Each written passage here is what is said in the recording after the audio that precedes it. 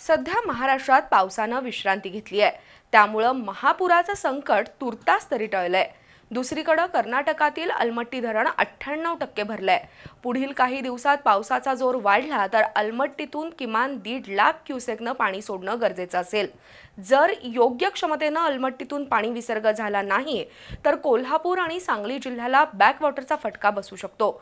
एकीकडे अलमट्टीमुळे पश्चिम महाराष्ट्राला पुराचा धोका असताना दुसरीकडे कर्नाटक सरकार अजूनही अलमट्टीची उंची वाढवण्याच्या विचारावर ठाम आहे।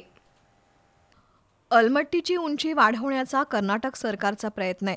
केंद्रीय जल लवादानं अजूनही धरणाची उंची वाढवण्यास परवानगी दिलेली नाही, तर केंद्रीय जलशक्ती मंत्री नामदार सी.आर. पाटील यांनीही अलमट्टीची उंची वाढवण्यास कर्नाटक सरकारला अनुमती मिळणार नाही असं स्पष्ट केलंय।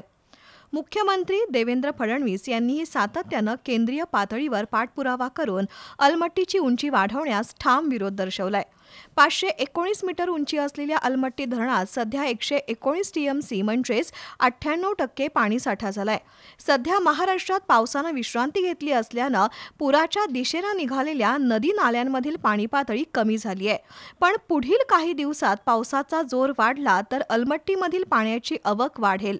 अशावेळी अलमट्टीमधून किमान 1.5 लाख क्युसेकनं पाणी विसर्ग करणं आवश्यक असेल।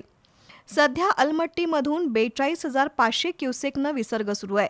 अजूनही किमान महिनाभर पावसाचा मुक्काम असण्याची शक्यता आहे। अशावेळी अलमट्टी तुडुंब भरून बॅकवॉटरचा फटका कोल्हापूर आणि सांगली जिल्ह्याला बसू शकतो। त्यामुळे महाराष्ट्र आणि कर्नाटकच्या जलसंपदा खात्याच्या अधिकाऱ्यांनी समन्वय ठेवण्याची गरज आहे।